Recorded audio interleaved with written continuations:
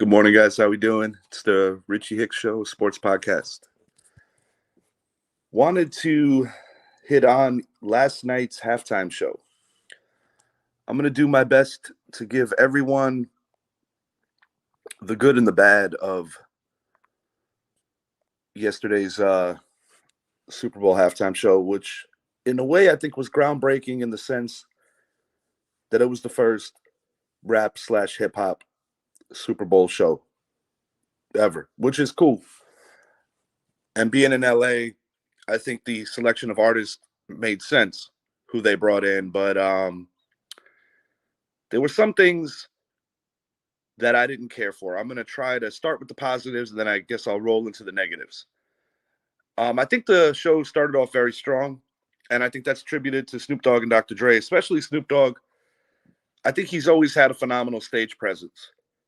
If you've ever seen Snoop Dogg live or just, watching any of his stuff on YouTube in terms of live performances, I always feel that Snoop has had a very good stage presence. And, he's one of the artists when rap/hip hop kind of took over and even rolled into the mainstream.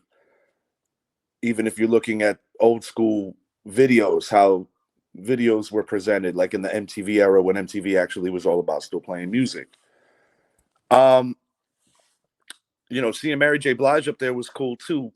But where I think they made a mistake on the show was, for one, I feel that it was a little rushed.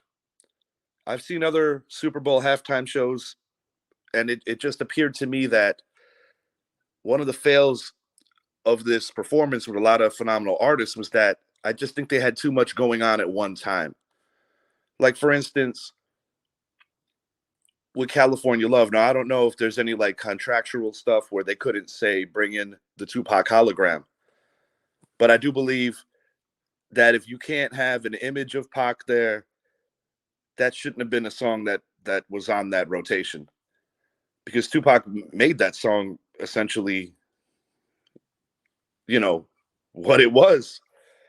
That was Tupac's first like real big song when he got out of prison and went to Death Row Records.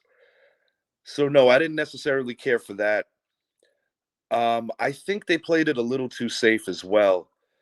I think they played it a little too safe with commercial songs of these different artists. Like when you bring in "Lose Yourself" from Eminem, which was on the 8 Mile soundtrack, that was incredibly commercial, because even living in New York, you would hear that song on pretty much any station. Not just, the hip hop station. You'd hear that on Z100. Not that there's anything wrong with that. I just feel that they played it a little too safe. Going back to Snoop and Dre for a moment, Nothing But a G Thing, in my opinion, is the rap song that put rap into the mainstream, and that kind of changed the power of genres from rock to rap. I believe that particular music video, that particular song changed the course of music history, and it still hasn't really changed in this country where rap and hip hop is the biggest genre. And I just don't understand how you don't throw Gin and Juice or Nothing But a G Thing in there. They played it a little too safe. Lyrical wise, I think Kendrick had the strongest bars out of anyone that was on the list.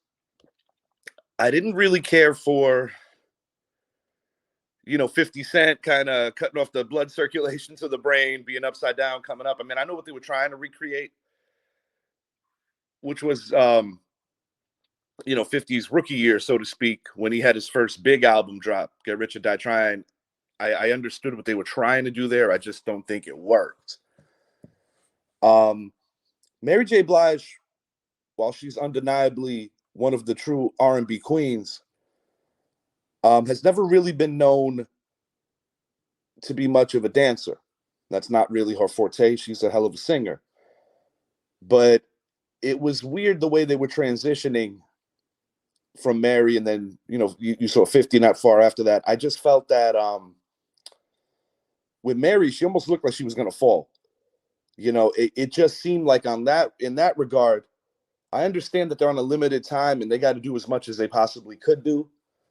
I think it's great that you had so many phenomenal artists together on one stage. But between playing it a little too safe with too much of a commercial element to it and the process kind of being rushed, I think that if you're grading it like the way you would grade a test, I'd give it between a C plus and a B. It wasn't terrible, but it's not touching a halftime show like, say, a Michael Jackson or a Prince. I did like Dre on the piano, how he kind of paid homage to Tupac. With the I Am Mad at You. I don't know. It seemed like if you're doing a song that Tupac was on, like I said, at Coachella, they had the Tupac Hologram. If you're not able to recreate that hologram for any legal reasons, I don't necessarily know, or if they just couldn't do it or chose not to do it, I would have veered away from that particular song. Snoop is a performer. Dre's a performer. Nothing But a G Thing is what made the Chronic, a generational type rap album. And I feel that without question should have been probably the opener, or if not the final song that they did before they transitioned over to other artists. I did like it was cool to see Kendrick Lamar, who hasn't dropped an album in some time. That was cool. 50 Cent was a bit of a surprise. I don't necessarily think that he fit, but it was evident that with what they were trying to do was essentially go through guys who basically artists who Dre produced.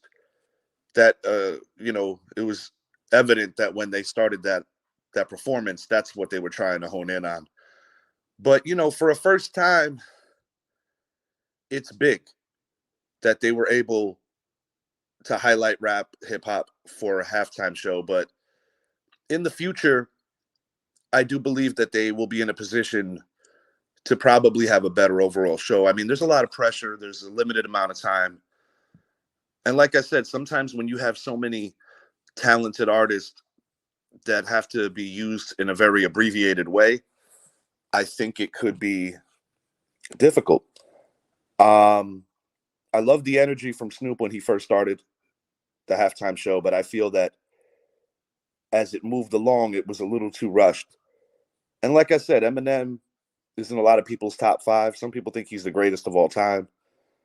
I put him in my top 10, but the point to be made is, once again, playing it too safe. I don't want to hear something on the 8 Mile album in the year 2022. I just think that they played it way too safe. I think it could have been just an opportunity to just do something a little stronger. But I also understand on the flip side, there's reasons why they had to play it safe. But when I'm seeing a lot of people on social media saying that was the best halftime show of all time, all I could really say to myself is either they're incredibly young or they have incredibly poor memories. I'm happy that they did it. I just wish that it would have been thought out a little stronger. I think the way it started, they had the ability to really tear it down, and the way it ended, as I already alluded to, they just played it too safe.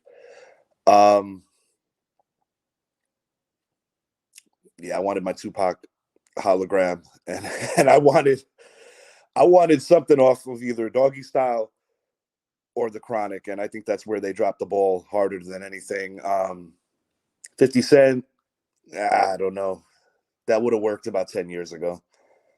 But I get it. You're not gonna always know without trial and error either. I mean, Lord knows I do a podcast here, and sometimes I watch myself and I'm like, oh, missed that. And they're alive and they're in front of millions of people. So I love the fact that a lot of artists that I have a lot of admiration for were able to perform together. I just wish they would have been a little tighter. They had an opportunity to really tear it down, and I don't think that happened. But at any rate, it was a pretty cool Super Bowl.